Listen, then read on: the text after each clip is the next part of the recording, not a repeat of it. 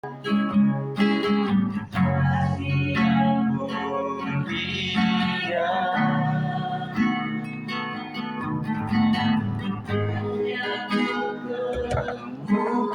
di dalammu, Yesusku. Pujian dari hati, pujian dari hatiku, selalu di setiap waktuku.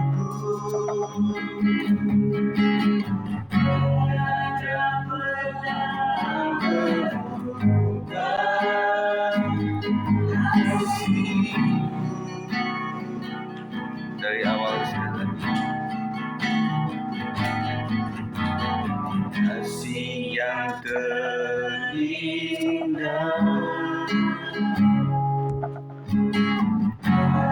yang mulia,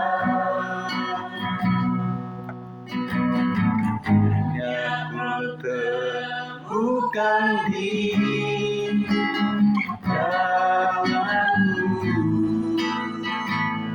Yesusku.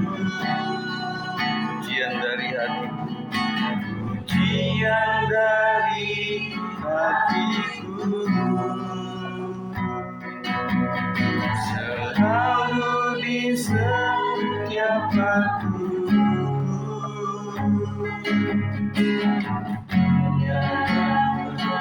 Tak berubah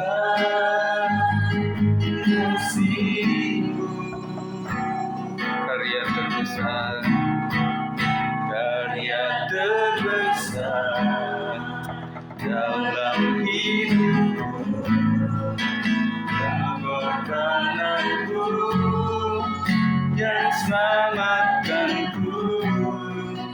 Engkaulah harta yang tak ternilai, yang ku miliki dan ku hargai. Yesus, Engkau bukan bumi. Terima kasih Tuhan Yesus, kasih yang terindah, kasih yang terindah, hati yang mulia, yang ku temukan di dalammu, Yesusku. Pujian dari hatiku, selalu di setiap waktu.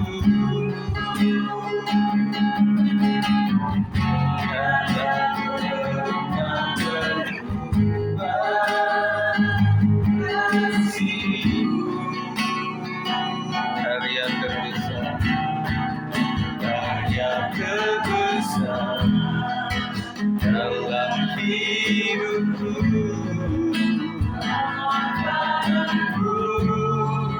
yang selamatkanku.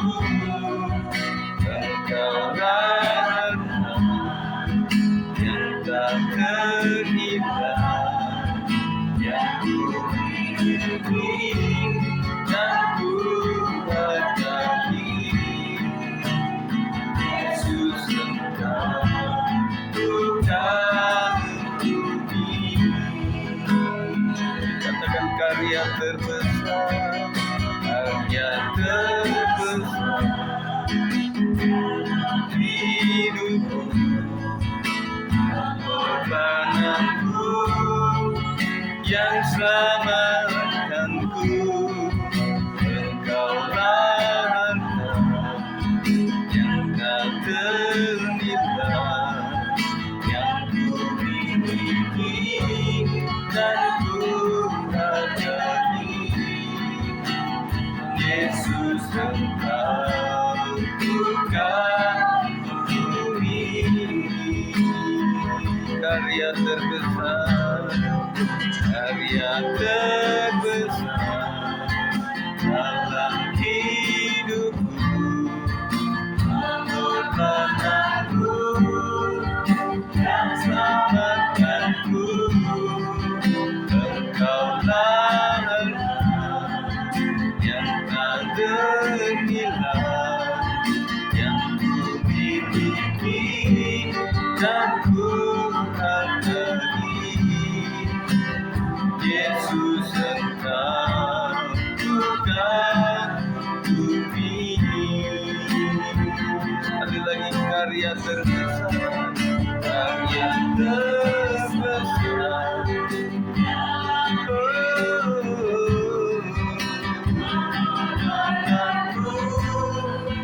Yang selamatkanku, Engkaulah harta yang tak ternilai, yang ku miliki dan ku hargai.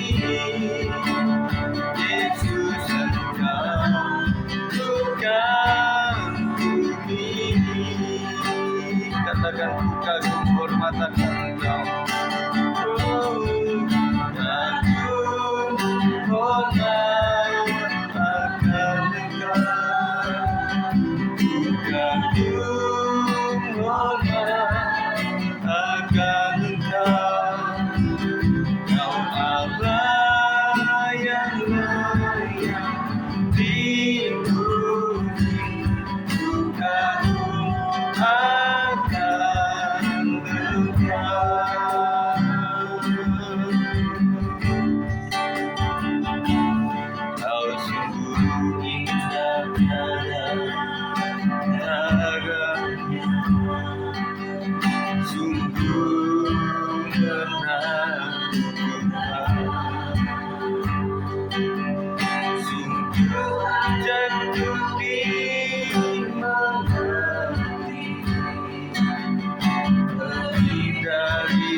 Yang ada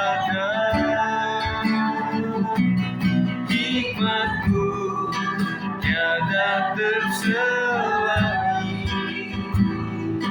kasihmu dalam tak terduga. Kau sungguh indah, tak ada mulia.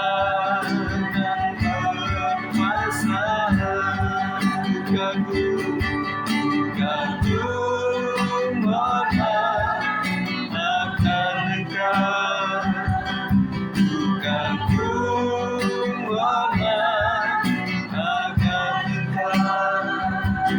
Kau Allah yang layak dipuji, ku kagum akan Engkau.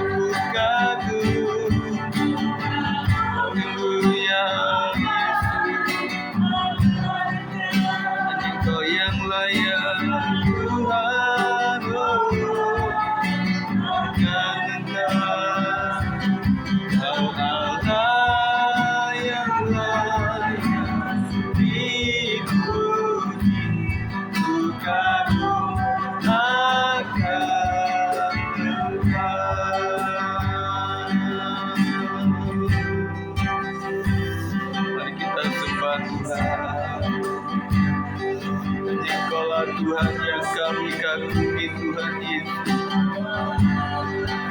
karena Engkau begitu luar biasa atas kehidupan kami ini, Tuhan. Tiada yang seperti Engkau. Terima kasih, haleluya.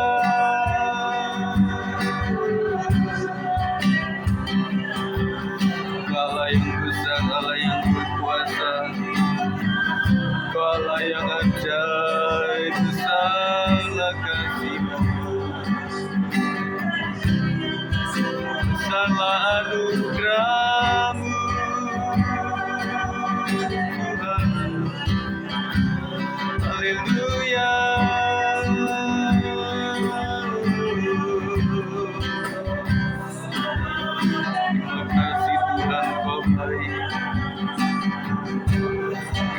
Kasih Tuhan Yesus, Kau sungguh sangat baik. Kasih setiamu, kemurahan-Mu, pengampunan-Mu. Haleluya, Yesus Engkau sungguh baik.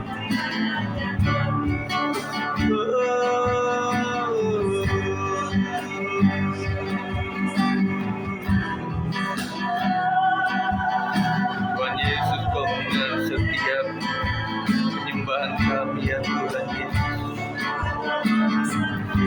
Besarlah kuasa-Mu, besarlah anugerah-Mu,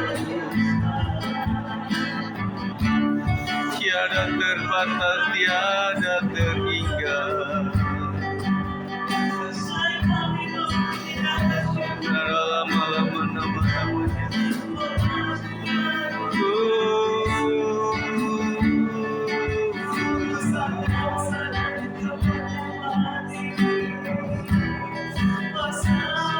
Makasih Tuhan Yesus, kebaikan Kau sungguh sangat baik. Haleluya, kasih-Mu luar biasa atas kami.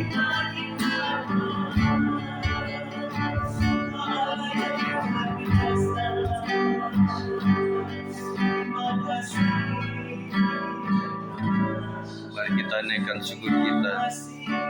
Kita mengingat bahwa Tuhan Yesus baik dalam segala musim kehidupan kita. Katakan Tuhan Yesus baik. Bapa, Engkau sungguh baik. Kasih-Mu melimpah di hidupku. Bapa, ku berterima kasih. Bapa,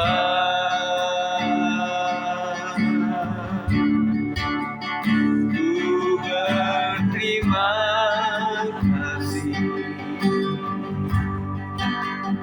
Berkat-Mu hari ini yang Kau sediakan bagiku.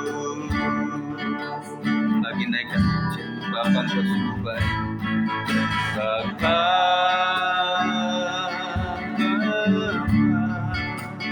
Engkau sungguh baik.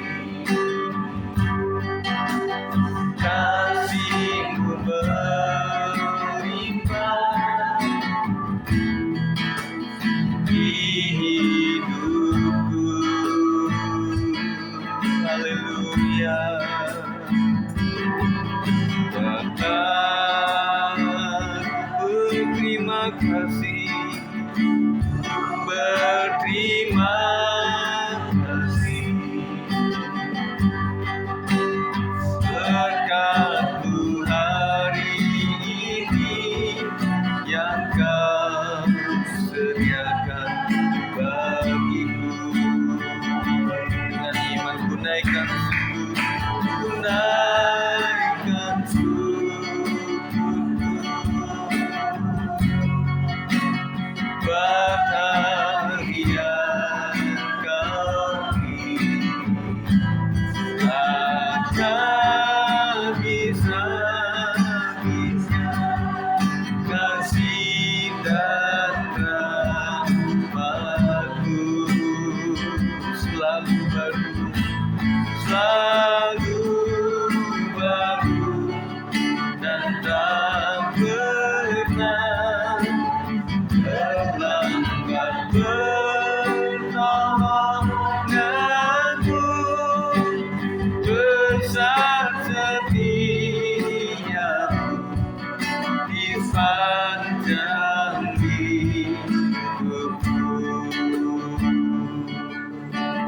Mari yang pria saja Bapa. Bapa,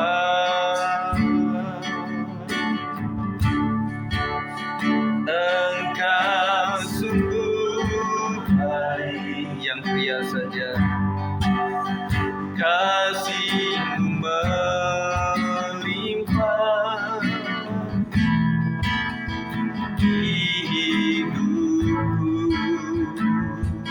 Maria wanita, berterima kasih. Berterima kasih.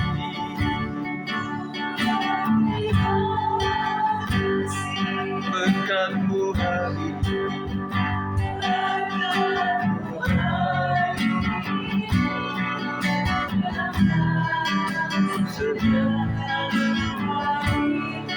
semuanya katakan, naikkan syukur pada hari yang Kau takkan bisa habisnya kasih dan rahmat-Mu selalu baru, selalu baru, dan tak pernah terlambat pertolongan-Mu.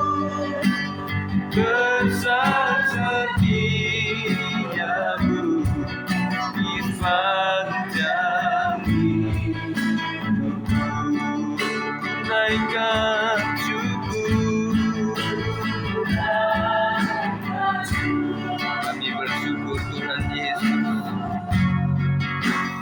bahagia kami takkan bisa kasih dan rahmat-Mu. Oh, selalu baru dan tak pernah terlambat pertolongan-Mu. Di sepanjang hidupku. Mari ingatlah kasih Tuhan, bersyukur, menyembah Tuhan. Betapa baiknya Engkau Tuhan dalam kehidupan kami, Tuhan Yesus. Siapakah kami ini Tuhan, kalau Kau panggil kami? Tanpa Tuhan, kami tidak berharga, Tuhan. Terima kasih, terima kasih. Kasih setia-Mu luar biasa atas kami.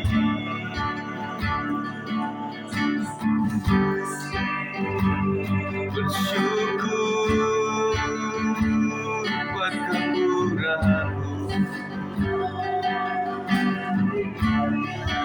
Terima kasih Tuhan, Kau sangat baik, Tuhan Yesus. Kau baik padaku, Kau baik pada istri, pada anak-anak, pada orang tua, mertua, kakak adik, ipar kandung, keponakan, semuanya Tuhan Yesus. Terima kasih Tuhan. Terima kasih mengingat kasih-Mu, mengingat kemurahan-Mu.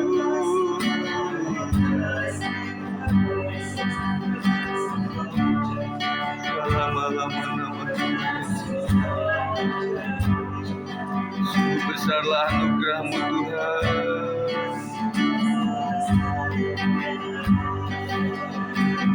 Kami Tuhan Yesus, tunjukkan kami orang yang baik.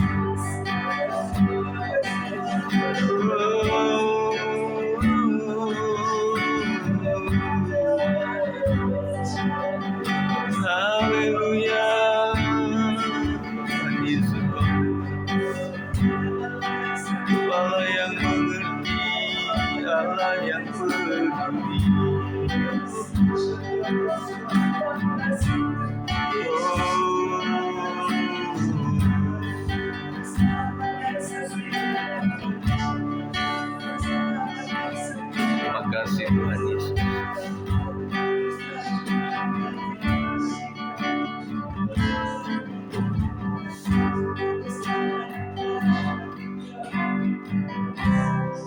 kasih Tuhan Yesus, Kau Allah yang peduli, Allah yang mengerti setiap kehidupan kami.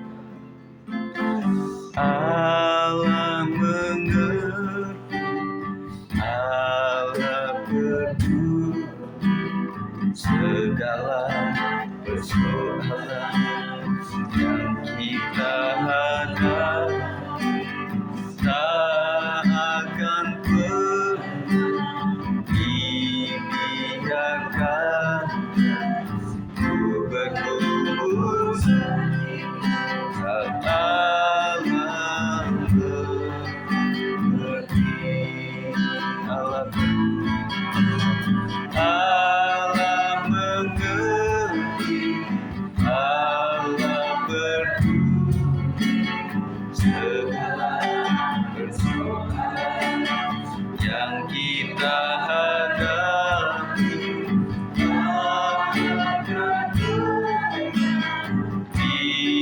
Dibiarkan ku bergumul sendiri saat Allah mengerti. Tekan banyak bersama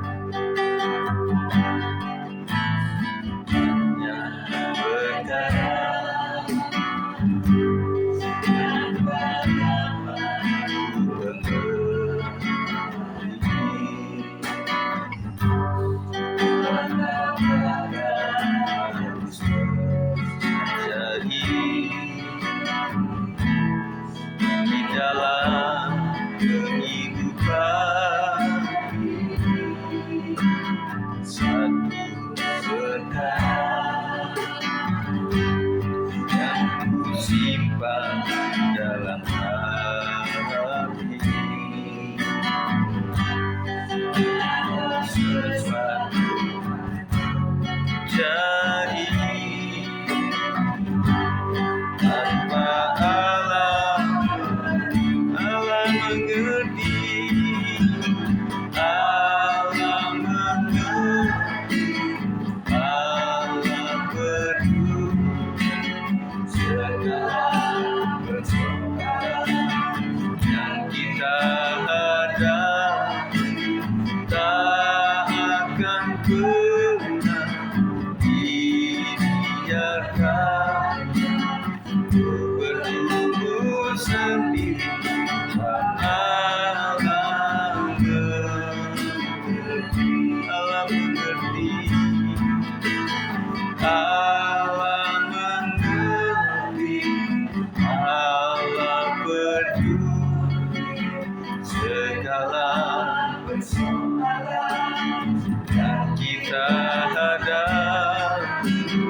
Tak akan pernah dibiarkan ku bergumul sendiri sebab Allah mengerti.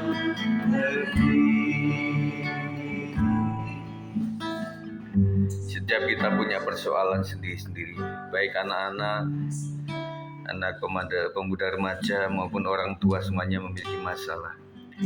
Tetapi kita ingat bahwa Allah yang peduli, Allah yang mengerti akan kehidupan kita. Mungkin orang tua tidak mengerti, mertua atau siapapun, kakak adik tidak mengerti, tetapi Tuhan mengerti. Oleh sebab itu biarlah kita terhubung senantiasa kepada hadirat Tuhan, supaya Roh Kudus memimpin kita. Dan lebih-lebih firman Tuhan mengatakan, firman-Mu adalah pelita bagi kakiku dan terang bagi jalanku. Kita akan persiapkan hati kita untuk menerima firman Tuhan. Naikkan pujian. Ku terhubung denganmu, ku melekat di hatimu. Firman-Mu itulah dasar hidupku, yang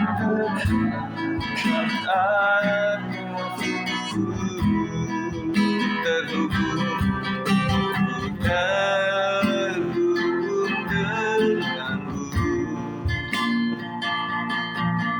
lalu melekat di hatimu.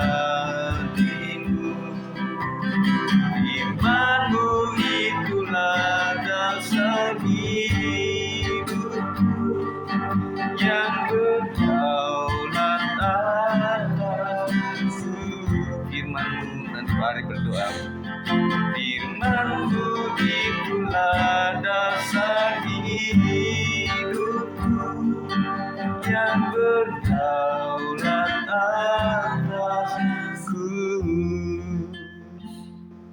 Mari kita bersatu dalam doa. Bapa di sorga, dalam nama Tuhan kami Yesus Kristus. Terima kasih untuk Terima kasih Tuhan. Kau meringankan langkah kami untuk tiba di sini. Semua karena kebaikan dan kemurahan. Haleluya. Bapa, kami mengucap syukur satu sama Terima lain kasih boleh Tuhan. menguatkan melalui roh yang kau berikan. Ya Tuhan. Biarlah Bapa, sebentar kami boleh lebih lagi Ya menerima suara-Mu melalui firman.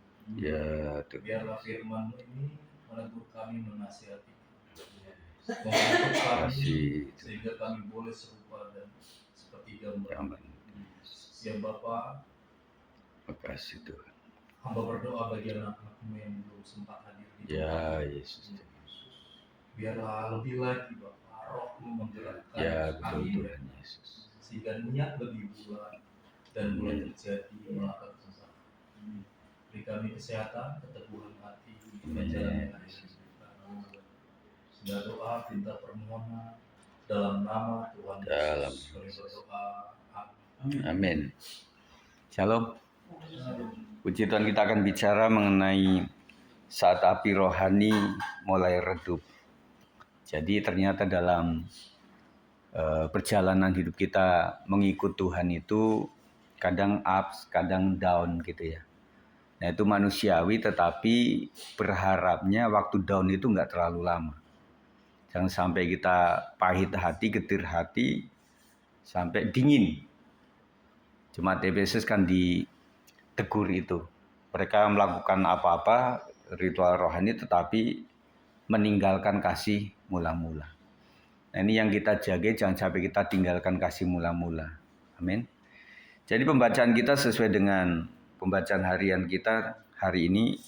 Saya ambil dalam satu ayat di dalam Hagai 1 ayat 5. Perhatikanlah keadaanmu. Nanti teman-teman membaca lebih lengkap lagi ya. Dalam perjalanan iman ada masa di mana hati kita tidak lagi menyala seperti dulu. Kehilangan kasih mula-mula. Ibadah memang tetap datang. Doa tetap ada, kita lakukan gitu ya. Tapi rasanya kosong gitu. Jadi doa tapi kosong gitu loh. Nah artinya itu udah formal. Jadi kayak orang misalnya pacaran tapi udah dingin. Mereka ngobrol-ngobrol. Tetapi nggak sehangat waktu cinta mula-mula gitu ya. Nah kalau waktu cinta mula-mula itu pertemuan pertama itu udah kayak magnetnya atau kalau dibilang setrumnya itu kuat sekali gitu ya. Baru telepon, angkat telepon deg gitu ya. Tapi setelah suami istri nggak begitu lagi gitu ya. Nah kita harus jaga, kepada Tuhan juga begitu. Pada awal kita jatuh cinta kepada Tuhan, Pak Arif juga pernah ceritakan kesaksian awal-awal cinta Tuhan itu luar biasa. Kita juga begitu ya. Baik itu yang berasal dari non-Kristen terutama ya, itu cinta mula-mula itu luar biasa. Kita juga begitu. Nah, tapi lama-kelamaan itu jadi rutinitas. Akan bahaya ketika liturgi itu sudah kita fasih gitu loh.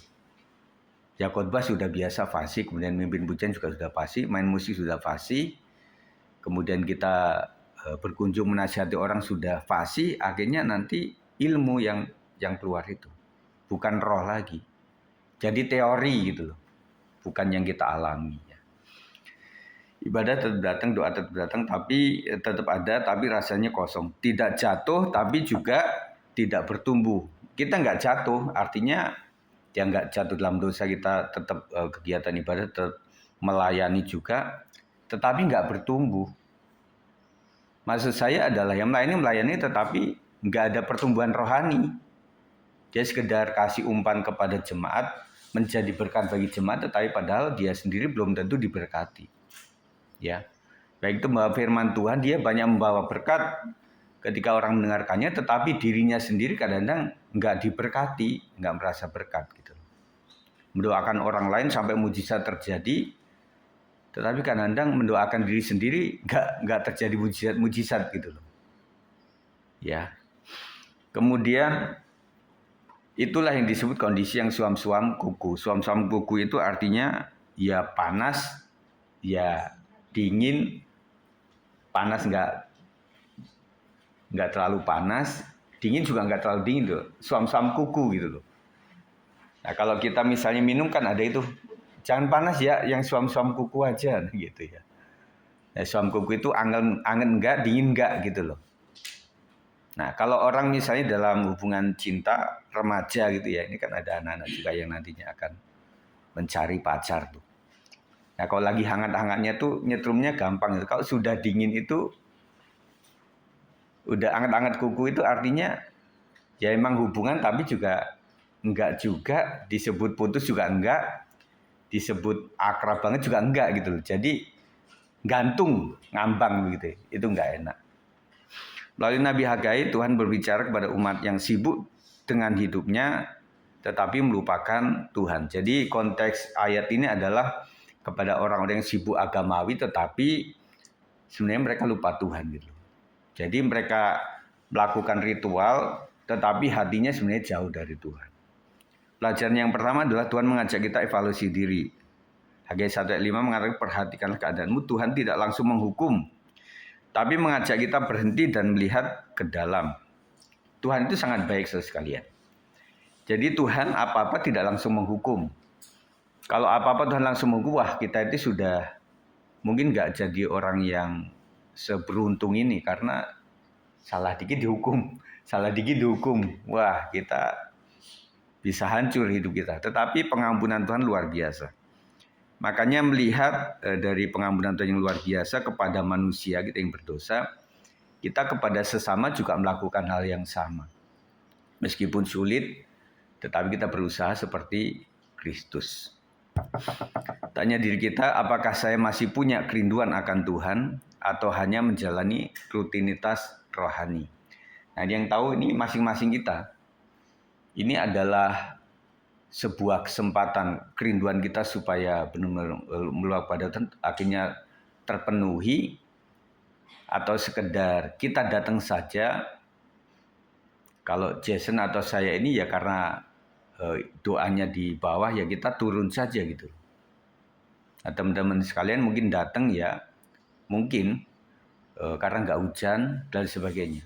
Dan itu banyak perkara yang terjadi atas hidup kita.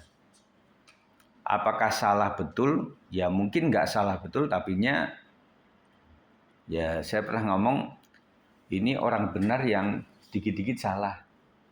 Bukan orang yang salah dikit-dikit benar, beda ya. Nah kita itu anak nakalnya Tuhan lah begitu. Jadi kita itu kayak satu domba yang tersesat itu loh. Jadi Tuhan tetap mengasihi kita, membawa kita kepada yang benar. Jadi jangan sampai kita rutin begitu ya, karena ya sudah terbiasa. Kadang masalah terbesar bukan dosa besar, tetapi hati yang mulai dingin perlahan-lahan. Jadi yang bahaya itu, gambarnya gini teman-teman sekalian, kalau orang berdosa blek langsung gede itu, dia langsung respon, langsung minta maaf pada Tuhan luar biasa. Ya, tetapi yang bahaya itu yang pelan-pelan.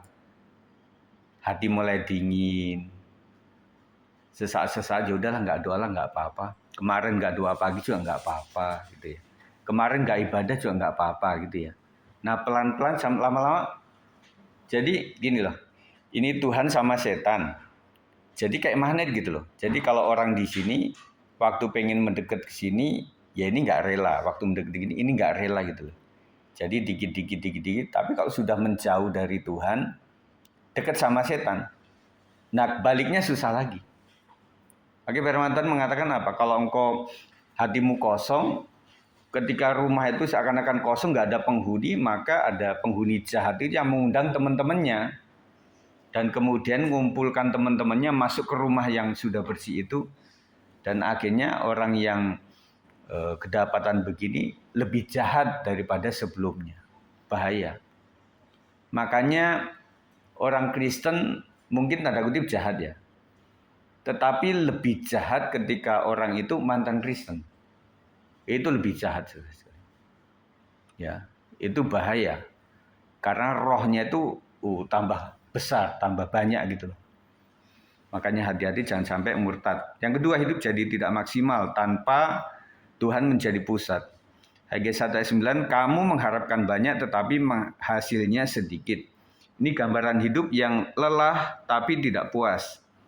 Sudah berusaha tapi ada yang terasa kosong. Kenapa? Karena ketika Tuhan tidak jadi prioritas, hidup kehilangan makna yang sebenarnya. Jadi pencarian kita di dunia ini adalah bagaimana kita dekat sama Tuhan, lakukan segala sesuatu seperti untuk Tuhan. Artinya kita tetap melakukan aktivitas kita sebagai orang tua, sebagai anak, pelajar, mahasiswa, atau sebagai pekerja itu tetapi dalam rangka melayani Tuhan. Segala sesuatu seperti untuk Tuhan. Jadi apa-apa yang kita lakukan di dunia itu ujungnya adalah memuliakan Tuhan, itu intinya. Jadi kalau sudah begitu aktivitas kita akhirnya kita suatu kali udah menua, akhirnya Tuhan panggil kita tetap connect sama Tuhan. Itu tujuannya. Dan saya nggak terlalu mengharapkan kita itu kayak cas 1 minggu saja ibadah minggu terus kemudian untuk 1 minggu ke depan. Jadi energi itu kayak dicas gitu ya. Kita bukan baterai power, tetapi kita diharapkan oleh Tuhan itu setiap hari untuk datang pada Tuhan. Jadi gereja itu adalah komuni teman-teman yang sudah punya api di rumah. Kita ngumpul di sini untuk merayakan kebaikan Tuhan. Makanya ibadah raya namanya. Tetapi selanjutnya untuk pertumbuhan rohani itu ada di rumah tangga. Ada di kamar teman-teman semua masing-masing. Itulah tempat kalian bertumbuh di situ. Jadi mengundang Tuhan di secara pribadi, ketika secara pribadi sudah bertumbuh, sudah apinya gede, ketika ada di komunitas doa, komunitas komsel, komunitas ibadah, komisi atau komunitas ibadah raya itu apinya udah banyak gitu loh. Jadi orang kasih tabur api dikit itu loh, bom gitu ya. Itu udah. Nah makanya kita akan kepayahan ketika orang seminggu itu Senin sampai Sabtu lah nggak menjalin hubungan dengan Tuhan. Habis itu dia ngoyo di hari Minggu itu, oh Tuhan hadiratmu turun Tuhan. Kita nggak bisa-bisa sudah. Nah kita berharapnya sih memang liturgi yang singkat itu ketika sudah sampai 1 menit orang udah mengalami hadirat Tuhan. Kalau kita menunggu hari itu sampai betul-betul kita meluap-luap oleh Tuhan, nah, kasihan yang lain sudah meluap sama Tuhan, sudah dipenuhi Roh Kudus, kalian masih merangkak gitu loh. Nah, makanya saya berharap adalah setiap hari kita menjaga hubungan dengan Tuhan, menjaga api Tuhan. Tuhan menggerakkan semangat. Tuhan sanggup menyalakan kembali semangat kita. Tuhan menggerakkan semangat. Kabar baiknya Tuhan tidak marah lalu meninggalkan, Dia justru menggerakkan kembali hati yang mau kembali. Api yang redup bisa dinyalakan kembali oleh Tuhan. Jadi kita merasa bahwa api kita memang masih kurang dan kita berharap semakin kita merasa dingin kepada Tuhan, kita semakin banyak ada dalam pertemuan ibadah. Supaya nanti kita nyala lagi gitu loh. Ya. Misalnya gini, saudara itu ada beban dan kemudian ada pengen ngobrol gitu, tapi saudara pendem di rumah sendiri. Ngomong sama adik sudah, sama kakak ada, sama orang tua sudah, sama tante om sudah, tapi kayaknya hasilnya tetap dingin gitu. Nah, Anda harus keluar untuk ketemu dengan orang-orang yang punya semangat gitu loh. Nah, ketika ketemu dengan orang-orang yang happy, orang-orang yang berkemenangan, pulang itu wajah kita lain. Kita ada penghiburan, ada penguatan itu. Makanya itulah yang disebut komunitas perlunya di situ ya. Yang keempat, Tuhan tetap menyertai kita. Haggai 2:5, rohku tetap tinggal di tengah-tengahmu. Walaupun kita sempat jauh, Tuhan tidak pernah benar-benar meninggalkan kita. Artinya apa? Tuhan tidak pernah benar-benar meninggalkan kita. Tuhan tuh kayak apa ya? Ada menyoroti kita, mendampingi kita, tapi seakan-akan kita nggak tahu gitu loh. Jadi kayak seperti gini loh, anak kecil yang dibiarkan ada di kerumunan atau di tempat mana, tetapi ayah ibunya tuh ngintip-ngintip dari jauh gitu loh. Kalau ada bahaya, papanya datang gitu loh, ambil dia gitu. Jadi Tuhan seperti itu. Jadi suatu saat ada cerita begini. Ada seorang anak kecil, kemudian dia ditaruh di hutan. Ya, di hutan sendirian, kemudian orang-orang kagum. Kenapa kamu semalaman kok nggak jerit, nggak takut, nggak merasa apa gitu? Padahal kamu kan sendirian di pohon itu gitu loh. Kan di situ ada babi, ada singa atau apa di bawah itu. Dia bilang gini, enggak.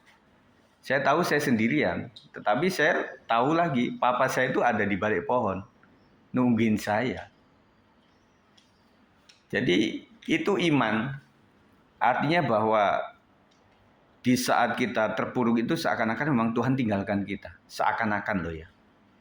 Dan kita merasa aduh kok Tuhan jauh sama saya gitu.